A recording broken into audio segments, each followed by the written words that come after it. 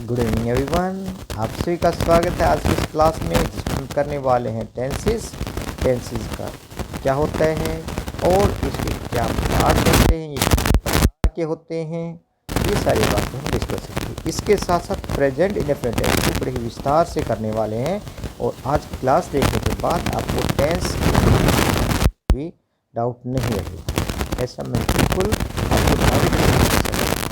ठीक है, अब एक क्लास में सभी टेंस हम कर पाएंगे, प्रत्येक टेंस का इंट्रोडक्शन और प्रेजेंट इंडेफिनिट टेंस को सीखने वाले हैं। ठीक है, तो टेंस का टेंस को हिंदी में काल बोलते हैं। The tense of a verb shows, किसी भी वर्ब का जो टेंस होता है वो ये दिखाता है the time when an action take place, मतलब उस कार्य के होने के समय का बोध कराता है। टेंस क्या काम करता है? किसी भी कार्य को होने के समय का बोध कराने वाला शब्द ही कहते हैं। ठीक है, दूसरे शब्दों में कहें तो वर्ब के किस रूप से एक्शन कब हुआ है उसे ही हम टेंस कहते हैं। तो टेंस की यदि हम प्रकार की बात करें तो टेंस 3 प्रकार के होते हैं, प्रेजेंट, पास्ट और फ्यूचर। ठीक है, टेंस के कितने प्रकार हो गए, साथ साथ आप इनको याद करें, समझें, रिपीट करते रहें। वैसे तो ये कॉमन सी बातें जो शायद आपको ज़रूर आती होंगी, नहीं आती तो आप अच्छी तरह से आप इस वीडियो को समझेंगे तो आपको याद भी हो जाएंगे। तो पहला क्या बताएं, प्रेजेंट वर्तमान समय को बोलते हैं, पास्ट बीते हुए समय को बोलते हैं, फ्यूचर आने वाले समय को बोलते हैं। तो टेंस के 3 प्रकार हो गए, प्रेजेंट, पास्ट और फ्यूचर। अगर हम प्रत्येक टेंस के बात करें, प्रत्येक टेंस के 4 रूप होते हैं। पहला कौन सा, इंडेफिनेट, और दूसरा कंटिन्यूअस, तीसरा परफेक्ट और चौथा है परफेक्ट कंटिन्यूअस। यदि हम इन चारों पार्ट के आधार पर टेंस की कुल संख्या जानें तो इन टेंसेस की संख्या कितनी हो गई, 12 हो गई। तो हम प्रेजेंट के साथ जोड़ें तो present indefinite tense, present continuous tense, present perfect tense और प्रेजेंट परफेक्ट कंटिन्यूअस टेंस। तो ये प्रेजेंट के चारों टेंसेस के नाम हो गए। यदि इन्हीं बातों को यदि हम पास्ट से सीखें तो पास्ट में भी तो सेम होगा। क्या क्या बनेगा, past indefinite, past continuous, past perfect, past perfect continuous. Future की बात करें तो सेम बात वैसे उसमें भी होगी, फ्यूचर इंडेफिनिट, स्पेलिंग आप ठीक कर लेना। ठीक है, future indefinite tense, future continuous tense, future perfect continuous. ये तो ये हमारे टेंसेस का। ठीक है, हमने देखा कि टेंस 3 होते हैं और प्रत्येक जो टेंस 4 पार्ट होते हैं और इसी आधार पर हमने देखा कि जो टेंसेस होते हैं उनकी कुल संख्या 12 है। अब हम प्रेजेंट इंडेफिनिट टेंस को डिटेल से देखने वाले हैं। तो प्रेजेंट इंडेफिनिट टेंस के लिए हिंदी के वाक्य की बात करें तो ये हिंदी का कोई वाक्य है तो इसके अंत में क्या आता है, ता है, ते हैं, ती है या ताहू आता है तो वह वाक्य प्रेजेंट इंडेफिनिट टेंस का होगा। लेकिन ये जो पहचान काम काम आएगी।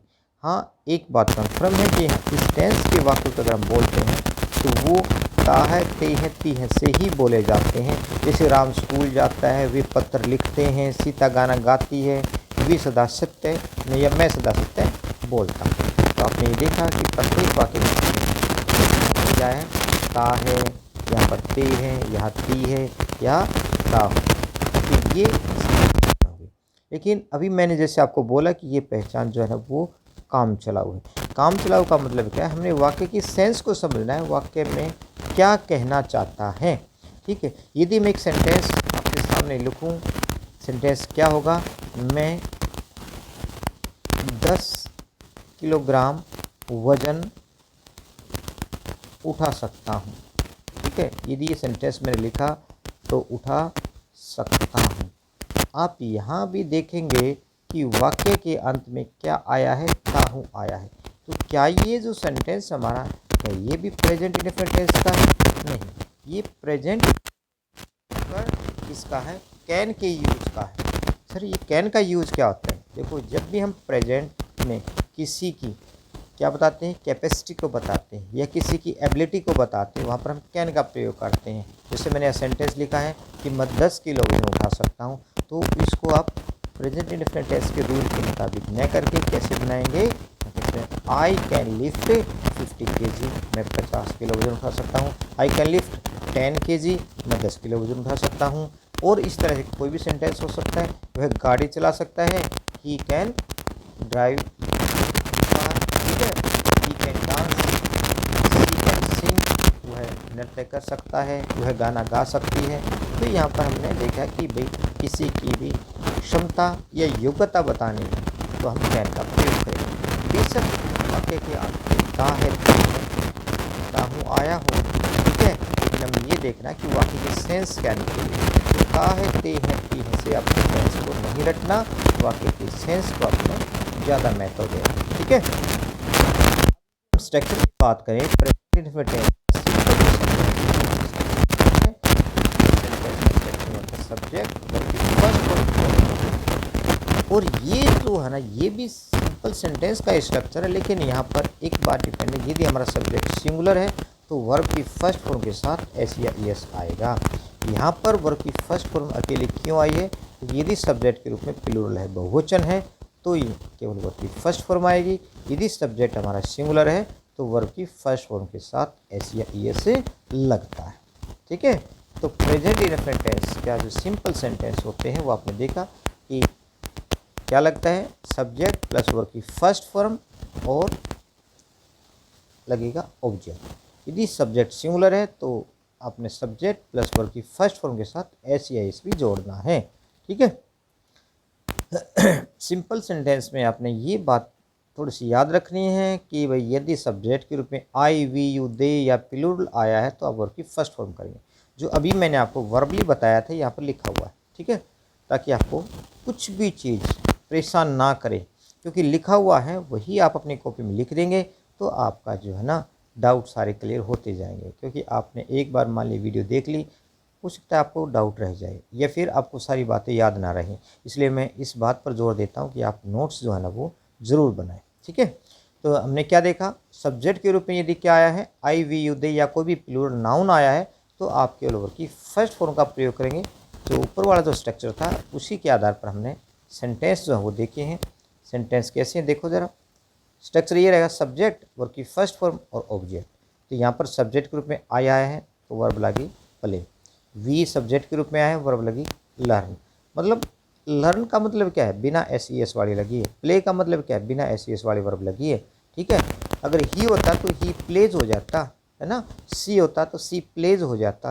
लेकिन जब भी सब्जेक्ट के रूप में क्या है, आई, वी, यू, दे या कोई भी प्लूरल नाउन आ जाए, मतलब एक से ज़्यादा नाम आते हैं, तो आप केवल वर्ब की फर्स्ट फॉर्म लगाएंगे। ये है फर्स्ट पॉइंट आपने जो याद रखना है, ठीक है। और यदि सब्जेक्ट के रूप में क्या आए, यदि सब्जेक्ट के रूप में आपका ही, सी, इट या कोई भी सिंगुलर नाउन आता है, ही आ गया, सी आ गया, इट आ गया या कोई सिंगुलर नाउन आ गया, मतलब कोई भी एक नाम आ गया, तो वर्ब की फर्स्ट फॉर्म तो लगनी है और साथ में अपने एस या ई एस भी जोड़ दें। तो इस तरह का स्ट्रक्चर आपके सेंटेंस का रहेगा। जैसे ही प्लेज, ही सब्जेक्ट है तो वर्ब के साथ एस जोड़ दिया आपने, प्लेज बन गया। सी सब्जेक्ट है, वर्ब के साथ अपने एस जोड़ दिया, लर्न्स बन गया। इट वर्क्स, इट सब्जेक्ट है हमारा यहाँ पर तो वर्क्स हो गया, है ना। राम सिंगुलर सब्जेक्ट है, वाटर्स हो गया तो राम वाटर्स था प्लांट्स।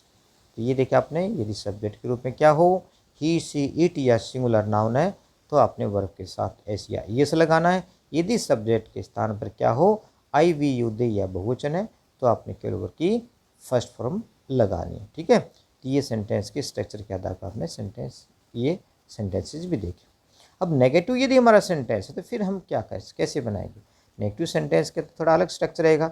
हमने देखा कि प्रेजेंट इंडेफिनिट के जो सिंपल सेंटेंस होती है उसमें कोई हेल्पिंग वर्ब नहीं होती, लेकिन नेगेटिव और इंटरोगेटिव सेंटेंस में हेल्पिंग वर्ब होती है। तो कौन सी हेल्पिंग वर्ब यूज़ की जाती है, डू नॉट या डज नॉट। कैसे सेंटेंसेज में, नेगेटिव सेंटेंसेज में आप हेल्पिंग वर्ब के रूप में डू नॉट या डज नॉट का प्रयोग करेंगे। तो उसमें सेंटेंस का स्ट्रक्चर कैसा रहेगा, सब्जेक्ट डू नॉट और वर्ब की first form object, subject does not plus verb की फर्स्ट फॉर्म और ऑब्जेक्ट। ये चीज़ आपने देखी, डू नॉट डज नॉट आने के बाद हमारा सब्जेक्ट चाहे यहाँ पर सिंगुलर हो चाहे प्लूरल हो, ये देखना आपने, ठीक है। यहाँ पर सब्जेक्ट चाहे कैसा भी है, आपने वर्ब की फर्स्ट फॉर्म में लगानी कब, जब डू नॉट या डज नॉट हो। अब ये बात समझना है कि आप डू कब लगाएंगे, डज कब लगाएंगे, बिल्कुल ये भी आपको क्लियर करेंगे। देखो, यदि सब्जेक्ट के रूप में अब क्या आया हो, आई, वी, यू, दे या प्लूरल नाउन आया है तो तो आप डू नॉट का प्रयोग करेंगे नेगेटिव सेंटेंस की बात करें। प्लूरल सब्जेक्ट के साथ डू नॉट लगाएं, जैसे I do not play, we do not learn, they do not tell a lie, Ram and Shyam do not water the plants. तो यहाँ पर हमने देखा कि हमारा जो सब्जेक्ट है वो कैसा है, या तो आई वी यू दे में से है, ये प्रोनाउन हो गए, या फिर प्लूरल नाउन आया है, तो हमने देखना है कि भाई वर्ब की फर्स्ट फॉर्म ही इनके साथ लगाएंगे। ठीक है, क्या लगाएंगे, डू नॉट लगाएंगे और वर्ब की फर्स्ट फॉर्म। तो I do not, we do not और दे डू नॉट। ठीक है, यदि सब्जेक्ट के रूप में ही सी इट या सिंगुलर नाउन आया है तो फिर डज नॉट लगाना है। ठीक है, क्या लगाएंगे, डज नॉट लगाएंगे। डज नॉट के बाद भी वर्ब की फर्स्ट फॉर्म ही लगेगी, बिना एस ई एस वाली वर्ब लगेगी। स्ट्रक्चर कैसा रहेगा फिर, सब्जेक्ट प्लस में डज नॉट प्लस वर्ब की फर्स्ट फॉर्म प्लस ऑब्जेक्ट। जैसे he does not play cricket, she does not learn tenses, it is not Sunday today. ठीक है, तो लग गया डज नॉट। कब लगेगा डज नॉट, जब सब्जेक्ट के रूप में क्या हो, सिंगुलर नाउन या प्रोनाउन हो। ठीक है, ही सी इट या कोई भी एक नाम है तो डज नॉट लगाएंगे। आई वी यू दे या प्लूरल नाउन है तो आप डू नॉट लगाएंगे नेगेटिव सेंटेंस में। अब आपके मन में एक थोड़ा सा डाउट आता रहेगा, सर हमें कैसे पता चलेगा कि हम क्या लगाएं, भाई वर्ब के साथ में हम एस कब लगाएंगे या ई एस कब लगाएंगे। ठीक है, क्योंकि हमने ऊपर वाले स्ट्रक्चर में बात की थी ना कि सेंटेंस में हमने क्या करना है, वर्ब की फर्स्ट फॉर्म लगानी है। कब, जब हमारा सब्जेक्ट प्लूरल होगा, लेकिन वर्ब की फर्स्ट फॉर्म के साथ एस या एस जोड़ेंगे जब हमारा सब्जेक्ट सिंगुलर होगा। तो अब हम बात कर लेते हैं ई एस कब लगाएंगे। ठीक है, वर्ब के साथ ई एस कब जोड़ते हैं, तो याद रखें वर्ब का यदि लास्ट जो अक्षर है S, double S, S H, C H, X, ठीक है, या ओ या जेड, इनमें से कोई भी है। ठीक है, वर्ब का अंतिम अक्षर क्या हो, S, double S, S H, C H, X, O या जेड हो तो आपने ई एस जोड़ना है। इनमें से नहीं है तो एस जोड़ना है। ठीक है, S, double S, S H, C H, X, Z या ओ न हो तो क्या जोड़ेंगे, केवल एस जोड़ेंगे। ठीक है, याद रहेगा, बिल्कुल याद रहेगा सर, क्योंकि ये बातें हमें फ्यूचर में काम आने वाली। तो ये एग्जाम्पल भी आप देखो जरा, गो, ओ एस के अंत में तो हमने क्या बना दिया, इसको गोज बना दिया। बी यू डबल जेड, बज, भिन्न मिलाना, मक्खियाँ भिन्न मिलाते उसको बज बोलते हैं, तो जेड आया है तो ई एस उड़ गया, बजीज। एम आई एक्स, मिक्स, मिलाना किसी चीज़ को मिक्स करना, मिक्सीज हो गया। टीच, सी एच आया है, ई एस उड़ गया, टीचीज। एस एच, वास में एस एच आया है, वासीज। पास में डबल एस आया है, पासीज। क्या कुक के साथ भी हम ई एस जोड़ेंगे। आप इस चीज़ को समझने के लिए लास्ट जो हमारा लेटर है उसको देखें, वो क्या है। कुक में के आया है और प्ले में वाई आया है, तो क्या आपके जो मैंने सब लिखा है S, double S, S H, C H, X, O या जेड, इनमें से कोई है, आपको इनमें से तो नहीं है। अगर इनमें से नहीं है तो आपको एस देंगे, यदि उनमें से है तो ई एस देंगे। ठीक है, याद रहेगा अब एस और ई एस का चक्कर है ना। इंटेरोगेटिव सेंटेंस की बात करें तो इंटेरोगेटिव सेंटेंस में डू या डज का प्रयोग किया जाता है। ठीक है, इंटेरोगेटिव कौन से, प्रश्नवाचक वाले वाक्य। इंटेरोगेटिव में हमारे हेल्पिंग वर्ब है डू या डज, और सब्जेक्ट पहले आ जाती है। इसका स्ट्रक्चर कैसे रहता है ऐसे सेंटेंसेस के अंदर, डू या डज पहले आ गए, फिर सब्जेक्ट, फिर वर्ब की फर्स्ट फॉर्म, फिर ऑब्जेक्ट, और इंटेरोगेटिव है तो question mark. Does he go, does आया है तो वर्ब के बाद सॉरी वर्ब लगेगी ना, बिना एस वाली। Do you help the poor, why do you make invoice. अब ये जो सेंटेंसेस है ये भी इंटेरोगेटिव है, लेकिन इनकी 3 और 4 सेंटेंस जो हमारे हैं इनकी शुरुआत किसी हुई है, और ये सेंटेंस भी कैसे हैं, इंटेरोगेटिव, इसलिए वाक्य के अंत में यहाँ पे क्वेश्चन मार्क ही लगेगा। ठीक है, तो ये देखिए डू डज आगे आ गया, तो यहाँ भी ये इसको अगर हम हटा दें तो कैसे तो बनेगा, ये हेल्पिंग वर्ब आगे आ गया। ठीक है, ये डबल वर्ब या वो हेल्पिंग वर्ब से पहले आ जाता है। अब हम प्रेजेंट इंडेफिनिट टेंस को डिटेल से देखेंगे। प्रेजेंट इंडेफिनिट टेंस कहें या सिंपल प्रेजेंट कहें, दोनों नाम एक ही हैं। अब हम इनके अलग अलग किस तरह से हम प्रेजेंट इंडेफिनिट टेंस का यूज़ करते हैं देखते हैं। पहला यूज़ है टू एक्सप्रेस यूनिवर्सल ट्रूथ। देखो यूनिवर्सल ट्रूथ क्या होती है, उसको बोलते हैं सार्वभौमिक सत्य या सर्वमान्य सत्य। ऐसा सत्य जिसको सब मानते हैं उसको हम क्या कहते हैं, सार्वभौमिक सत्य या सर्वमान्य सत्य कहते हैं, यूनिवर्सल ट्रूथ कहलाता है। ठीक है, उसके लिए हम यदि यूनिवर्सल ट्रूथ की बात हो तो हम प्रेजेंट इंडेफिनिट टेंस का यूज़ करेंगे। जैसे the sun rises in the east, सूर्य कहाँ से निकलता है, ईस्ट से निकलता है। ये बात सत्य है, हाँ जी बिल्कुल सत्य है। इस बात को सभी मानते हैं, हाँ जी सभी मानते हैं। तो ये कैसा सेंटेंस हो गया हमारा, सर्वमान्य सत्य का सेंटेंस हो गया। जब भी हमारा सेंटेंस कैसा हो, सर्वमान्य सत्य का हो, यूनिवर्सल ट्रूथ का हो, तो आप प्रेजेंट इंडेफिनिट टेंस का प्रयोग करेंगे। प्रेजेंट इंडेफिनिट टेंस का मतलब क्या है, वर्ब की फर्स्ट फॉर्म का प्रयोग करना।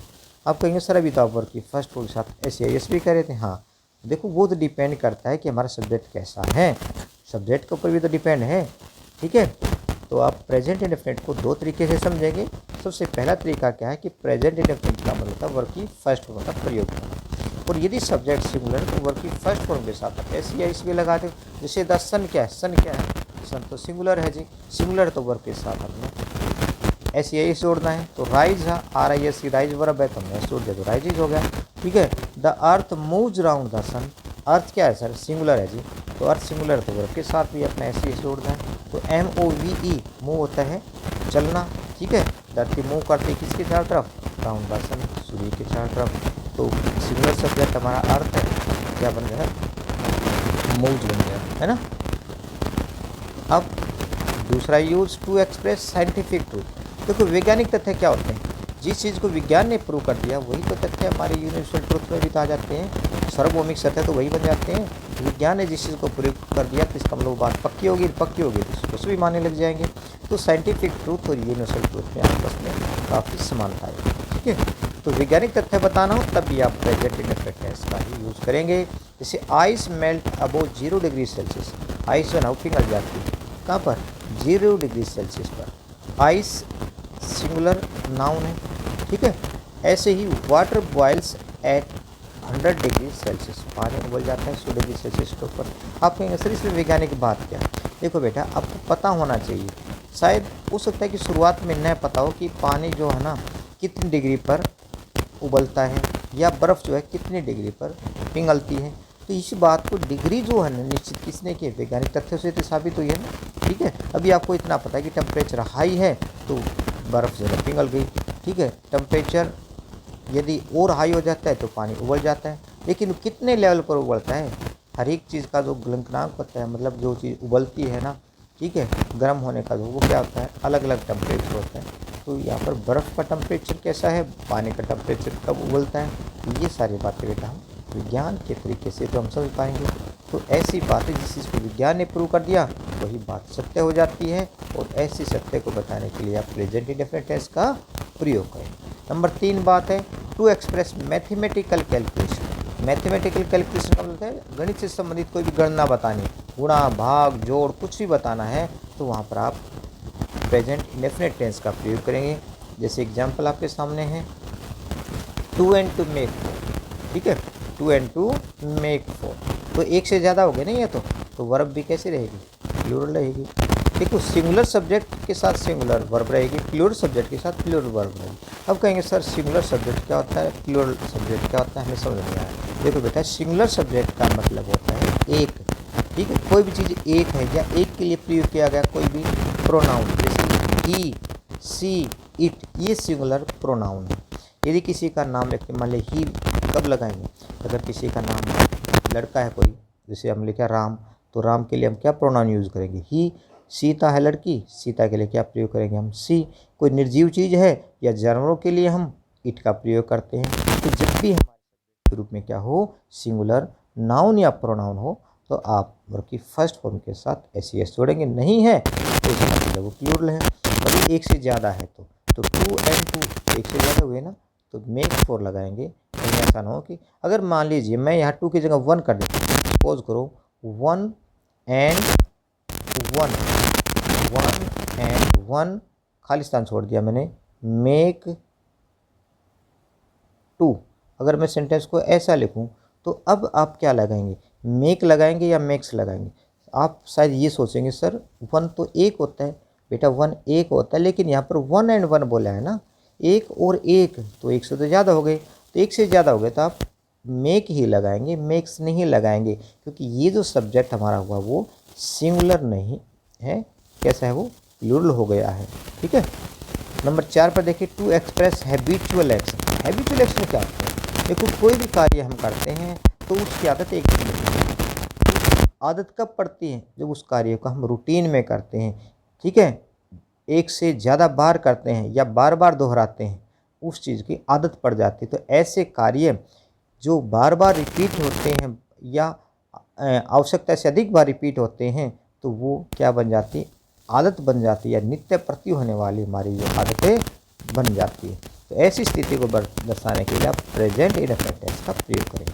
लेकिन इस आदत को बताने के लिए भी कुछ न कुछ ऐसे शब्द होंगे जो आपको ये क्लियर करेंगे कि हाँ सर ये बात रिपीट हो रही है या फिर आमतौर पर ये चीज़ प्रयोग की जाती है। तो उसके लिए कुछ शब्द होते हैं वो मैं आपको आगे बताऊँगा। ठीक है।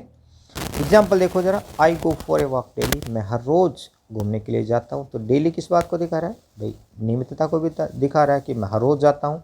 तो आई के साथ में वर्ब गो लगाई है। गोज क्यों नहीं लगाया, क्योंकि सर ही सी इट होता तो हम गोज लगा देते, क्योंकि सिंगुलर सब्जेक्ट नहीं है इसलिए हमने गो का गो ही रखा। एस ई एस इसने लगाया क्योंकि हमारा सब्जेक्ट यहाँ पर आई आया है, और आई के साथ हम वर्ब की फर्स्ट फॉर्म लगाते हैं, एस ई एस नहीं लगाते हैं। ही reaches the office in time, उसकी आदत क्या है सर, वो ऑफिस में समय पर पहुंचता है। तो अब हमने तो ई एस जोड़ दिया, क्यों जोड़ा जी ई एस, सर यहाँ पर ही सब्जेक्ट सिंगुलर है इसलिए हमने वर्ब के साथ ई एस जोड़े। वेरी गुड, अब आप समझने लग गए कि वर्ब के साथ ई एस कब जोड़ते हैं।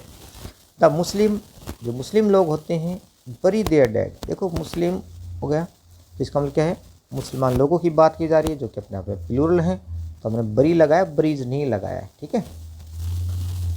Number 5, to express a fact which is true at the time of speaking, ऐसे तथ्यों को बताने के लिए जब आप बोल रहे हैं उसमें भी सत्य हो, मतलब किसी भी बात को आप बता रहे हैं और वो बात उसमें सत्य है, तो ऐसे फैक्ट को बताने के लिए भी आप प्रेजेंट इंडेफिनिट टेंस का प्रयोग करेंगे। एग्जाम्पल देखो, our school opens at 8 AM these days, इन दिनों हमारा स्कूल 8 बजे ओपन होता है। तो स्कूल तो क्या है, सिंगुलर है ना, तो ओपन्स हो जाएगा ना, वर्ब भी तो सिंगुलर रहेगी। वर्ब सिंगुलर तो वो होती है जिसके साथ एस ई आई एस से जुड़ा हुआ हो, अगर नहीं जुड़ा हुआ हो तो हम उसके साथ जोड़ देते हैं।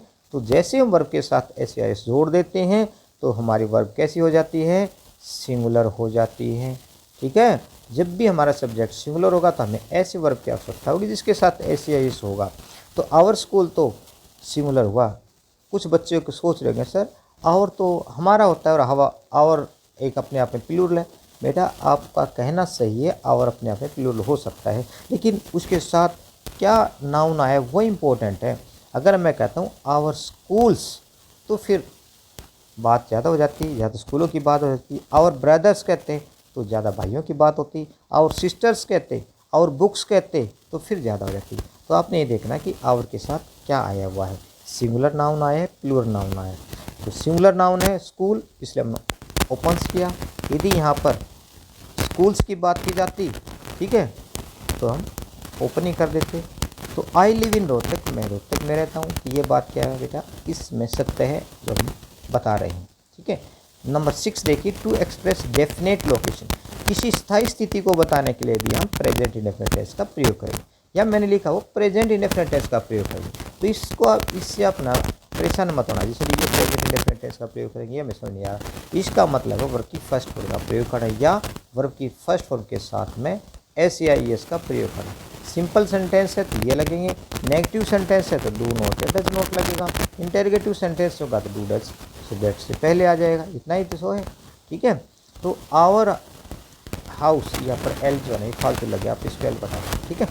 Our house faces to the north, हमारा घर जो है ना वो नॉर्थ की सामने, मतलब नॉर्थ की तरफ है। ठीक है। तो आवर हाउस सिंगुलर हुआ ना, और सिंगुलर हुआ तो वर्ब के साथ ही ऐसे जोड़ेंगे। जो है ना कहाँ है, यमुना नदी के किनारे पर है। ठीक है। तो स्टैंड सब ने जोड़ा, क्यों, कुछ नहीं हो गया। दिस रोड लीड्स जाती है, ठीक है। किसी स्थायी स्थिति को बताते हैं, मतलब एकदम तो वो नहीं बदलेगा, एकदम तो साथ में योजना नहीं जाएगा, है ना। एकदम तो हमारा अगर रोड साउथ की तरफ चला जाएगा, मतलब ये स्थिति कैसी है, इस प्रेजेंट में स्थिति कैसी है, वो स्थायी है। तो जब भी आपने स्थायी स्थिति को बताना है तो आप प्रेजेंट प्रयोग करेंगे, मतलब वर्ब की फर्स्ट फॉर्म लगाएंगे, ठीक है, या वर्ब की फर्स्ट फॉर्म एस या ईएस का, ठीक है। क्लियर हो रहा है। नंबर 7 पर आ जाते हैं। To express a plan future action, ये वो एक्शन होते हैं जो हमने फ्यूचर में करने होते हैं, लेकिन ऐसे नहीं कि बिना किसी योजना के, वो प्लान होते हैं। प्लान का मीनिंग होता है पूर्व योजना से बनाए होते हैं, मतलब कि एक योजना बनाई होती है कि हमने इस काम को उस तारीख को करना है या उस सप्ताह में करना है, उस दिन करना है। तो एक योजनाबद्ध तरीके से कोई किसी कार्य को हम निश्चित कर लेते हैं तो उसको बोलते हैं प्लान फ्यूचर एक्शन, ठीक है। तो भविष्य में होने वाले किसी कार्य की योजना बताने के लिए भी हम प्रेजेंट इंडेफिनिट टेंस का प्रयोग करेंगे, ठीक है। कैसे? The prime minister leaves for Mumbai tomorrow, prime minister जो है ना मुंबई के लिए कल जाएंगे। सर आप कहेंगे बोला तो आपने गागेगी है, हिंदी में बता रहे थे ताहते है। बेटा यही तो बात खास है कि हम बोल बेशक क्या रही है, गागेगी बोल रही है, जाएंगे, है ना, लेकिन सेंस क्या है, यही तो बात है। थंबनेल पर मैंने इस बात का जिक्र भी किया है कि भाई ये जो हम ताहते हैं से टेंस नहीं सीखने, ठीक है, गलत तरीके से टेंस नहीं सीख रहे, हमें टेंस को किस तरीके से सीखना है, वाक्य के सेंस से सीखना है कि आखिर वाक्य में सेंस क्या दी हुई है। तो अब ऐसा लग रहा है कि गागेगी बोल रहे हैं और टेंस कौन सा प्रयोग करें, प्रेजेंट इंडेफिनिट टेंस करें। हाँ बिल्कुल ठीक है, और ये यूज भी बिल्कुल सही है। और आप इसी बात पर ध्यान दें कि हमने वाक्य के सेंस को समझना है कि आखिर यहाँ पर हमने गागेगी बोलते हुए भी बोला है तो कुछ होगा, तो वो जो तरीका है गागेगी का, लेकिन उस सब के बावजूद भी हमने इसको प्रेजेंट इंडेफिनिट से क्यों व्यक्त किया, क्योंकि योजनाबद्ध तरीके का मतलब जिक्र किया गया, ठीक है। क्योंकि प्राइम मिनिस्टर की जो मीटिंग है वो कोई आम बात नहीं है, एक निश्चित बात, ठीक है। और एनुअल एग्जाम हमारे वार्षिक परीक्षा जो है वो 15 मार्च से शुरू होती है। ये निश्चित होगा कि डेट शीट होती है, ये एक दिन में नहीं बदलती या एक दिन में नहीं बदलती, नहीं बदलती, है ना, निश्चित हो गई। 15 मार्च से एग्जाम शुरू होने, ये डेट जो है हो सकता है 15 दिन पहले आ जाए, है ना, 10 दिन पहले आ जाए, लेकिन वो डेट जो है निश्चित होती है। फ्यूचर के एक प्लान है ना। My brother's marriage takes place next week, मेरे भाई की शादी अगले सप्ताह होगी या होने वाली है, दोनों बातें सही हैं, होगी या होने वाली है, क्योंकि हम निश्चित होकर क्या करते हैं, मुहूर्त निकालते मुहूर्त हम लोग डेट निश्चित करते हैं, तारीख निश्चित करते हैं, उस दिन शादी होती है। यदि कोई विशेष परिस्थिति आना है, कोई खराब परिस्थिति आना है, ठीक है, वैसे तो भाई अपवाद हर चीज़ में होते हैं। सर शादी की डेट टल सकती है, आगे प्रधानमंत्री के आने की डेट टल सकती है, हाँ होता है, फ्यूचर में कुछ भी हो सकता है, लेकिन अपने आप में ये चीज़ क्या है निश्चित की है और उनके बदलने की शायद ही कम हो। तो ऐसी योजना, ठीक है, फ्यूचर के लिए बनाई है, फ्यूचर में कोई कार्य करना है तो प्लान कहलाएगा। नेक्स्ट ऊपर आते हैं to express a subordinate clause which starts by if या व्हेन, कोई भी क्लॉज जो इफ या व्हेन से शुरू होती है तो उसके बाद खालिस्तान में हम वर्ब की फर्स्ट फॉर्म बनेंगे, मतलब इसका प्रयोग करेंगे हम प्रेजेंट इंडेफिनिट टेंस का प्रयोग, ठीक है। आपने ये ध्यान रखना हमारा सेंटेंस किससे स्टार्ट हो, इफ से स्टार्ट हो, इफ के बाद आप वर्ब की फर्स्ट फॉर्म बनेंगे, लेकिन इसका दूसरा जो पार्ट होगा वहाँ पर या तो सेल पाएगा या विल पाएगा, ठीक है।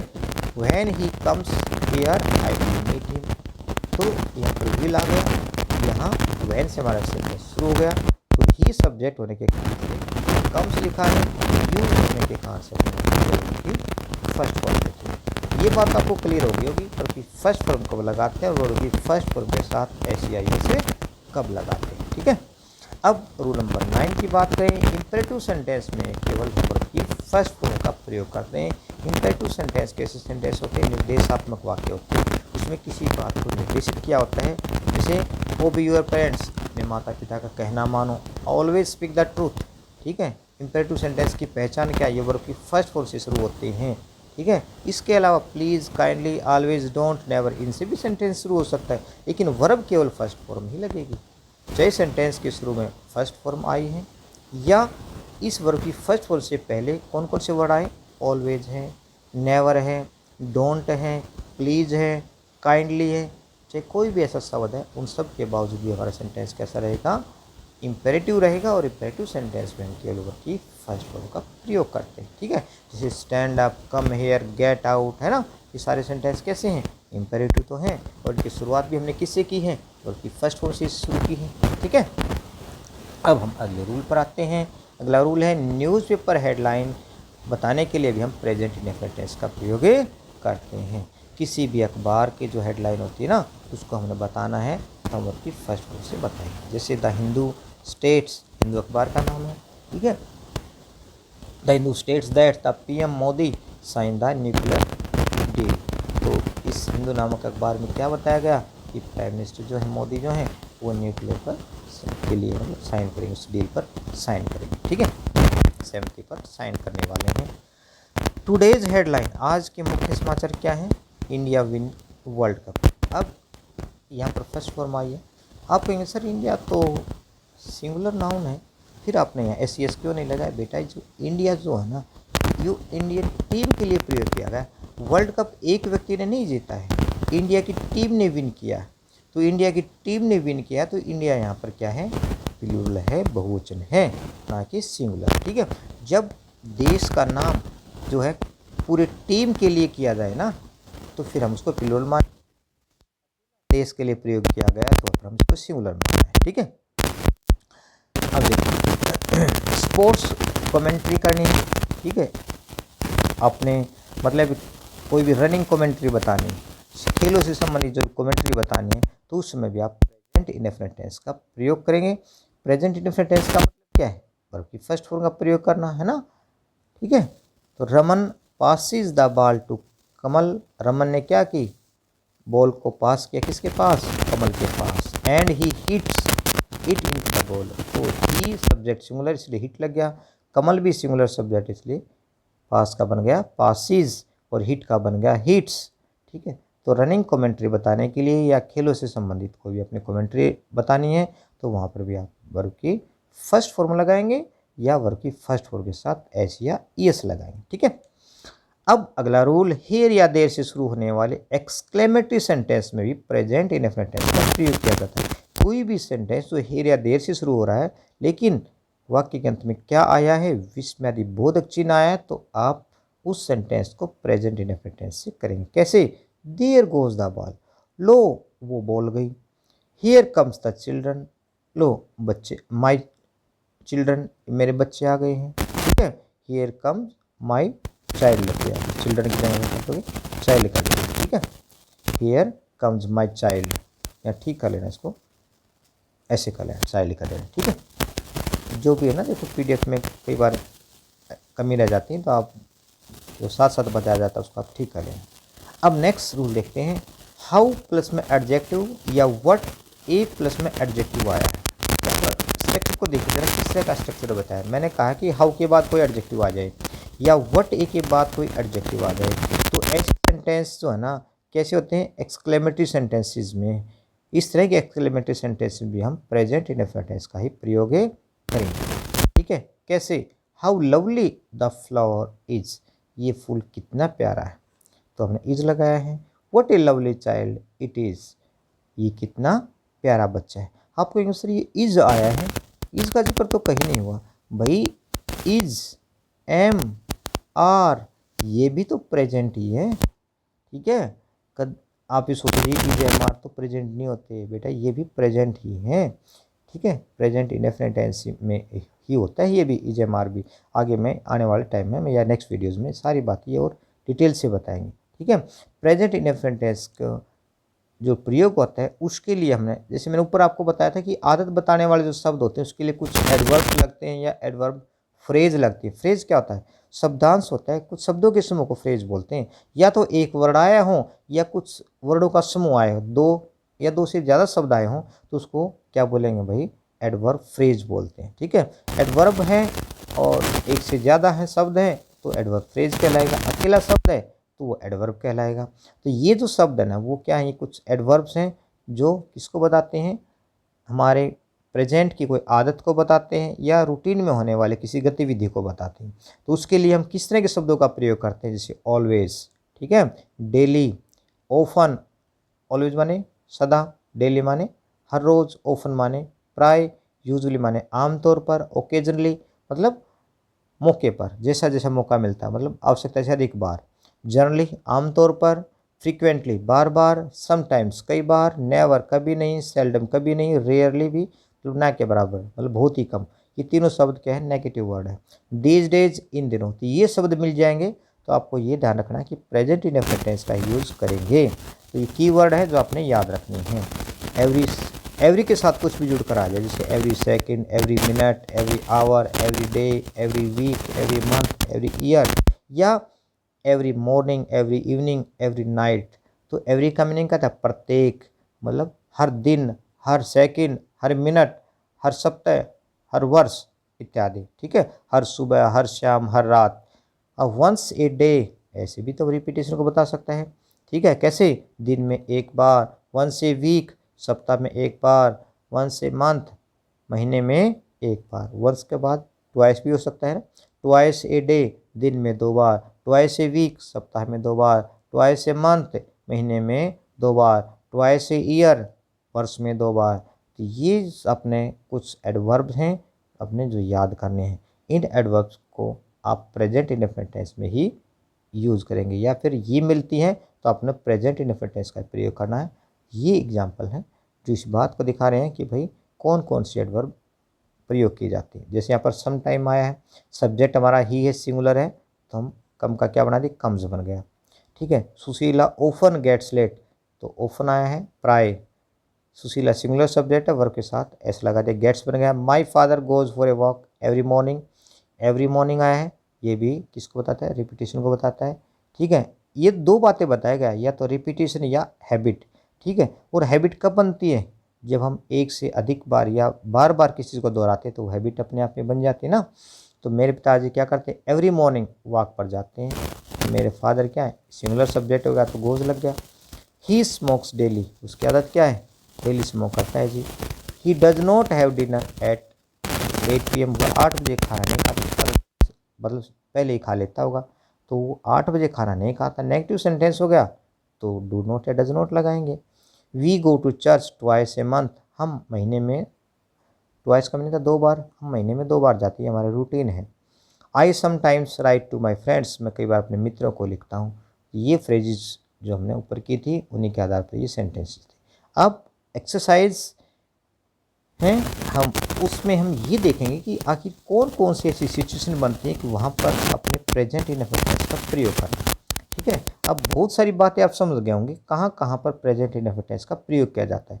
सबसे पहले हमने देखा था कि यूनिवर्सल ट्रूथ के लिए एक बार क्विक रिविजन कर लेते हैं।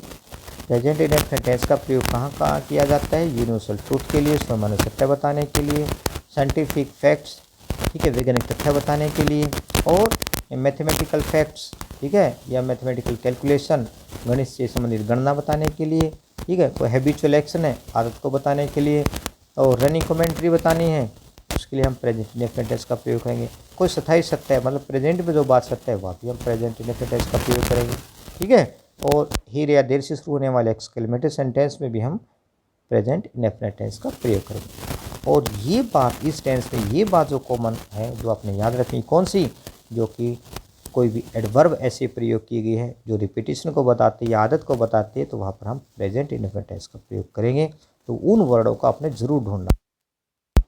माई brother often go to see English film, तो ओफन आया ना तो उसको आदत को बताने वाला शब्द है नहीं। माई ब्रदर एक क्वेश्चन हो गया तो हम क्या बनेंगे, क्या करेंगे यहाँ पर, गो का क्या बना देंगे, गोज बना देंगे, तो गोज आंसर हो जाएगा।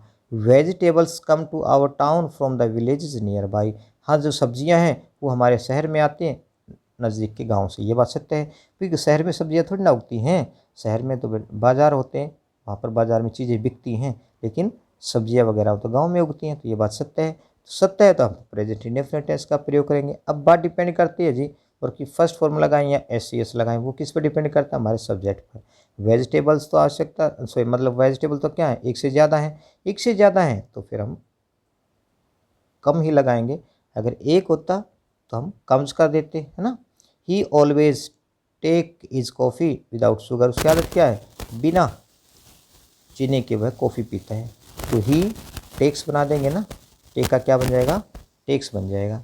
क्यों बना टेक्स, क्योंकि हमारा सब्जेक्ट ही है। Ice melt above 0 degree Celsius, ये बताया था मैंने पिछले एग्जाम में क्या था, आइस क्या है, अनकाउंटेबल है।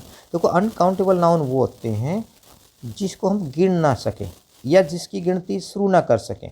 मतलब आप इस तरह से याद करें तो भी बहुत अच्छा रहेगा कि जिसकी गिनती शुरू ना की जा सके। मतलब जैसे हम मान लें वाटर की बात करें, हम कहेंगे क्या एक पानी पीना जी, मैं 2 पानी पीना, गलत हो जाएगा।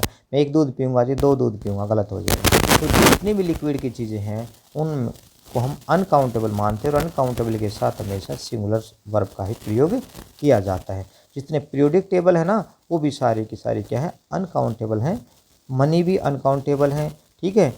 तो जितने भी हमारे जैसे आयरन है, वुड है, प्लास्टिक है, कॉपर है, सिल्वर है ना, ये सभी अनकाउंटेबल है, और अनकाउंटेबल के साथ वर्ब हमेशा सिंगुलर ही लगती है, ठीक है। याद रखना इस बात को, अनकाउंटेबल नाउन के साथ कैसी वर्ब लगती है, सिंगुलर लगती है।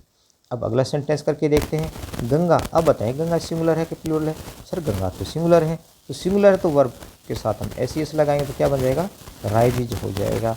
आवर स्कूल, अच्छा ये बताओ आवर स्कूल क्या है, सर आवर स्कूल तो एक क्वेश्चन है कि स्कूल आया है, स्कूल्स नहीं आया, तो स्कूल सिंगुलर हो गया तो बिगिंस हो गया ये। A brave man, a brave man की बात की जाए, देखो जब भी किसी भी नाउन के साथ ए या एन लग जाए, इसका मीनिंग क्या था, ए और एन का मीनिंग होता है एक। इसका मतलब क्या है भाई, हमारा सब्जेक्ट सिंगुलर है, तो सिंगुलर है तो नोट आया है तो हमें अपना और ध्यान रखना है। नोट आया तो डू नोट या डज नोट ही लगता है, ठीक है ना। वर्ब के साथ यदि नोट दे दे और प्रेजेंट इंडेफिनिट टेंस का हमारा सेंटेंस है तो डू नोट या डज नोट लगाना है। ये ब्रेव मैन तो एक व्यक्ति हो गया, तो आप क्या करेंगे, आपको डज नोट लगाएंगे, और डज नोट लगाने के बाद हमने जो वर्ब दी है ना वो वैसे के वैसे लिखनी है, बिना SES वाली लिखनी है। She hardly ever play on the veena these days, इन दिनों वह शायद ही वीणा बजाती है, तो सी सिंगुलर हो गया और प्ले के साथ अपने लगा दिया S लगा दिया तो बन गया प्लेज। ये gentleman note laugh at others, एक जेंटलमैन की विशेषता क्या है जी, वो दूसरों पर नहीं हंसता। नोट आया है तो सर हम डज नोट लगाएंगे, क्या लगाएंगे, डज नोट लगाएंगे, और डज नोट के साथ वर्ब हमारी है लाफ है तो हम लाफ लिख देंगे, ठीक है। अगर वो कोई वर्ब है तो वो वर्ब लिख देंगे। Madhu keep awake till midnight these days, इन दिनों मधु की आदत क्या है, वो आधी रात तक जगती है। पता नहीं वो पढ़ती है या टीवी देखती है या फिर मोबाइल देखती रहती है, ये पता नहीं है, लेकिन आदत क्या बन गई उसकी, इन दिनों वो क्या कर रही है, वो आधी रात तक जागती रहती है। तो मधु एक क्वेश्चन है तो किप्स बन जाएगा, ठीक है ना। Lions not live on fruit and vegetables, अच्छा ये बताएं क्या जो शेर होते हैं फ्रूट और वेजिटेबल्स खाते हैं क्या, आप कहेंगे नहीं सर फ्रूट और वेजिटेबल तो नहीं खाते, फल और सब्जियां तो नहीं खाते वो, तो फिर इसका मतलब क्या है, ये बात सत्य है। जो बात सत्य है उसको बताने के लिए आप प्रेजेंट इंडेफिनिट टेंस का प्रयोग करोगे, लेकिन हमारा सेंटेंस तो नेगेटिव है। सर नेगेटिव हो तो क्या हुआ, अब हमें पता चलेगा नेगेटिव होगा तो डू नोट या डज नोट लगा देंगे, तो लाइन्स तो ज़्यादा हो गए ना, तो क्या लगाए फिर डू नोट लगाएंगे जी। डू नोट प्लस वर्ब की फर्स्ट फॉर्म क्या दी गई है यहाँ पर, लीव है तो हम लीव ही लिख देंगे। क्लियर हो रहा है, बिल्कुल थोड़ा सा स्पीड है कि भाई आपको समझ नहीं आ रहा, बिल्कुल ठीक है। Irregular work not bring success, देखो अनियमित कार्य अनकाउंटेबल नाउन हो गया, नोट आया है तो डज नोट लगा देंगे। अब तो ज़्यादा समझाने की आवश्यकता नहीं है, मैं उम्मीद यही कर रहा हूँ कि शायद आपको साथ साथ समझ में आ रहे हैं और आप आगे भी अपने आप कर सकते हैं, ठीक है। आप वीडियो को रोककर भी आप आंसर अपने आप लिख सकते हैं, उसके बाद आप आंसर मिला लें कि कहाँ मेरे गलत है कहाँ सही है। It seldom rain here in January, भाई यहाँ की क्या है स्थिति है कि यहाँ पर जनवरी में बारिश नहीं होती, तो इट हमने प्रयोग किया गया है, ठीक है। इट सिंगुलर सब्जेक्ट होता है ना, तो रेन्स हो जाएगा, यहाँ पर बारिश नहीं होती। अब जरा अगले सेंटेंस पर आते हैं। If it rain we shall get well, मैंने आपको बताया था इफ़ या वैन से कोई हमारा सेंटेंस स्टार्ट होता है, कोई क्लॉज स्टार्ट होती है, दूसरे पार्ट में शैल या विल मिलेगा, तो इफ़ के बाद या वैन के बाद वाले खालिस्तान में आप क्या करेंगे, प्रेजेंट इंडेफिनिट टेंस का प्रयोग करेंगे। सिंगुलर सब्जेक्ट है तो वर्ब के साथ एस एस लगा देंगे तो रेंस हो जाएगा। If it rains we shall not get well, ठीक है, वी शैल गेट वेट, कहते हैं कि यदि बारिश होती है तो हम भीग जाएंगे। My friends often send me presents, मेरे मित्रों की आदत क्या है, ओफन माने प्राय, क्या करते हैं, मित्र तो ज़्यादा हो गए ना भाई, मित्र ज़्यादा हो गए तो सर हम वर्ब ऐसे कैसे लिख देंगे, मतलब प्लूरल वर्ब होती है वैसे वैसे हमने लिख दी। ब्रैकेट में जो वर्ब होती है या वर्ब की जो फर्स्ट फॉर्म होती है वो प्लूरल होती है, उसको हमने सिंगुलर बनाना होता है तो हम क्या कर देंगे, उसके साथ एस या एस जोड़ देंगे सर, वो सिंगुलर हो जाएगी। बिल्कुल आसान सी बातें हैं। वर्ब हमेशा प्लूरल होती है, उसको हमने सिंगुलर बनाना होता है, क्या जोड़कर, एस या एस जोड़कर हम उसको सिंगुलर बनाते हैं। My mother rarely sleep in day time, मेरी माँ की आदत क्या है कि शायद ही वो मतलब दिन के समय सोती है, तो माई मदर तो सिमिलर हो गया ना, तो स्लीप्स हो जाएगा। हाँ जी बिल्कुल।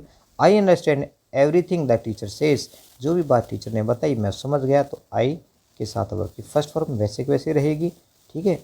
आई के स्थान पर ही या सी होता तो आप अंडरस्टैंड्स कर देते, ठीक है। Your health depends on nutritious food, आपका जो स्वास्थ्य किस पर डिपेंड करता है, एक पौष्टिक जो भोजन होता है उस पर निर्भर करता है। तो आवर हेल्थ सिंगुलर सब्जेक्ट हो गया ना, तो क्या हो जाएगा, डिपेंड्स। नेक्स्ट देखते हैं बेटा, my father usually wake up at 5, मेरे पिताजी की आदत क्या है, वो 5 बजे उठ जाते हैं, तो यूजली आमतौर पर होने वाली बात, इसका आदत बन जाती है। माई फादर सिंगुलर है तो वेक्स हो गया। यू आर रॉन्ग, तुम गलत हो, this word not mean what you से, यहाँ पर खालिस्तान छोड़ देना भाई, दिस वर्ड तो सिंगुलर हो गया तो क्या लगाएंगे बेटा, डज नॉट, ठीक है, नोट दिया हुआ तो does not mean, does not mean लिख देना ये, ठीक है। नेक्स्ट देखो भाई, very long novels not interest में, देखो नेगेटिव सेंटेंस होगा उसमें नोट जरूर दिया पाएगा, ठीक है, नोट दिया होता है इसका मतलब आपने देखा प्रेजेंट इंडेफिनिट टेंस करें तो डू नॉट डज नॉट लगाना है। वेरी लॉन्ग नॉवेल्स, नॉवल तो ज़्यादा हो गई, तो ज़्यादा के लिए तो सर हम डू नॉट लगाएंगे, ठीक है, डू लगा दिया, नॉट इंटरेस्टिंग होगा नहीं। If you run fast you will come, you will catch the train, if के बाद अभी मैंने जैसे बात की थी, कोई सेंटेंस हमारा इफ़ या वैन से शुरू होता है, दूसरे पार्ट में सेल या विल मिलेगा, तो वहाँ पर आप वर्ब की फर्स्ट फॉर्म भरेंगे, ठीक है। अगर यहाँ सब्जेक्ट सिंगुलर है तो वर्ब की फर्स्ट फॉर्म के साथ ऐसे ऐसे जोड़ देंगे, यदि सिंगुलर सब्जेक्ट नहीं है प्लूरल है तो केवल वर्ब की फर्स्ट फॉर्म भर देंगे, जैसे कि हमने रन भरा है। She rarely go out for a walk on Sunday, वह संडे को शायद ही वॉक पर जाती है, तो उसकी आदत क्या है, संडे को नहीं जाती जी, ठीक है, नेगेटिव सेंस वो है, सेंस देने वाला है, तो सी रेयरली गोज, सी सिंगुलर हो गया तो गोज लगाएंगे भाई।